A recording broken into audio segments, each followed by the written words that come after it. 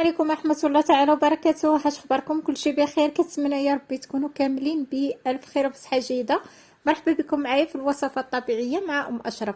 اليوم بإذن الله هاد الوصفة اللي غنشارك معكم واش غادي نقول لكم وصفة معجزة. هاد الوصفة اللي زوين فيها صالحة للكبار والصغار، الصغار من سنة أو الفوق، يعني الأطفال مثلا اللي كيبداو كياخذوا الأكل كتقدروا تعطوهم هاد الوصفة. كما ذكرت لكم وصفه معجزه، غير مهم تبعوا معايا الطريقه باذن الله. وصفه راهي سهله اقتصاديه وسهله، كيفاش غادي نقولوا بسرعه كتعطي النتيجه من اول استعمال باذن الله. كتحسوا بواحد الراحه. هاد الوصفه كتعلق بالناس اللي كتكون عندهم نزله البرد، الحمى، سيل الانف، العطس، ضيق التنفس. كتنظف الصدر بواحد الشكل اللي هو عجيب للكبار والصغار. غير تبعوا معايا الطريقه باذن الله وغادي تحصلوا على واحد النتيجه كما ذكرت لكم اللي هي رائعه. الا ما تنسونيش من لايكاتكم، الله يشعل لكم تتوبوا في ميزان حسناتكم، وبارطاجيو الفيديو مع الناس اللي كتعرفوا. غادي ندوزو على بركه الله. اللهم صل وسلم وبارك على سيدنا وحبيبنا محمد. هنايا اول طريقه اللي كناخذوا واحد كتاخذوا واحد طنجره او لا كاسرونه او لا مهم اللي خديتي، كديري فيها اوراق الكاليتوس. اوراق الكاليتوس اللي كيكونوا يا يابسين يا طريين. كديري واحد الوريقات، يعني واحد العريشات ديال اليازير حتى هما يابسين او لا طريين. كديري الخزامه، واحد الكميه اللي هي قليله ديال الخزامه، مهم ما عندناش واحد الكميه اللي هي يعني بالعبار او لا شي حاجه. كديري واحد الكميه اللي هي قليله ديال الزعتره. كديري واحد الكميه ديال سميتو ديال الشيح، تقريبا معلقه من الخزامه او من الشيح. هاد الوصفات غادي نقول لكم راه هي رائعه، جربوها. وراني كنشارك معكم بحال هاد الوصفات بزاف، راه ما كيخلوش سيل الانف والحمى، وبحال الكحه الا كانت واحد الكحه اللي هي شديده. وهاد الوصفه راه هي مفيده بزاف خصوصا في هاد الوقيته في هاد الفيروس. هنايا درنا واحد تقريبا معلقه صغيره ديال القرنفل. هنايا واحد العويدات ديال عشبه المروته، طريه او لا يابسه كما كانت. شوفوا انا تعمدت ندير معكم هاد الاعشاب اللي هما يابسين، حيت ماشي كل كاع راه عندي طريين وما درتهمش ما شاركتهمش معكم. دابا كاينين طريين في هذه الوقيته، انما كاينين الناس اللي ما كيلقاوش هاد الاعشاب طريين. انا درتهم معكم دابا يابسين. هنايا واحد طريف ديال الحامض، كديروا عليهم الماء مهم الماء طيب او عادي، داكشي اللي كان. كديروا واحد الكميه اللي عير تقريبا واحد لتر حتى لتر ونص ديال الماء. كتغطيو عليهم وكتحطوهم فوق البوطه اللي كتخلوهم ملي كطلع الغليه ضروري تغطيو عليهم وتخلوهم مغطي عليهم. غادي نديروا هاد الطنجره كنخلوها غادي توجد. من بعد غادي نرجعوا ونكمل معكم الطريقه ديال استعمال هاد الطنجره. هاد الوصفه اللي درنا فيها الطنجره اش غنقول لكم راه رائعه زوينه بزاف. ما كتخليش سيل الانف، ما كتخليش دق التنفس، ما كتخليش الحمى. راه من اول استعمال باذن الله راه ما كتبقاش عندك بحال هادشي اللي ذكرت.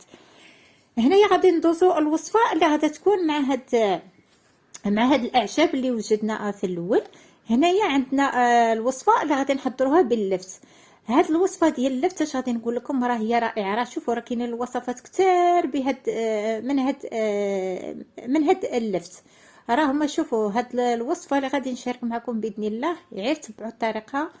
راه هي زوينه بزاف كما ذكرت لكم، راه للكبار والصغار. شوفوا كتاخذوا ماشي ضروري تاخذوا هاد اللفت اللي نتوما لاحظتوا معايا اللي بحال هكايا فيه هاد اللون ديال اللي فيه هاد اللون غوزي. مهم تاخذوا هذا او اللفت الابيض اللي كيكون على شكل طولي، ما ديروش غير اللفت الاصفر. مهم ديروا الكميه داكشي اللي بغيتو نتوما، ماشي ضروري ديروا الكميه. هنايا بعد ما حكينا في الجهه الحكاكه، الجهه اللي هي رقيقه، كديريه في واحد كويسرينه او مقيله كما كتلاحظوا معايا. كديري عليه واحد المعلقه ديال السكر كما لاحظتوا معايا، اللي كنرجع كنطحنها، يعني غير سكر سنيده كما كنقولوا، ورجعت طحنتها. كتطحنوها في الطحانه راكم لاحظتوها معايا. كندير منها واحد المعلقه، تقدروا ديروا معلقه ديال العسل الحر، المهم داكشي الاختيار ديالكم، الا كان العسل الحر كان احسن.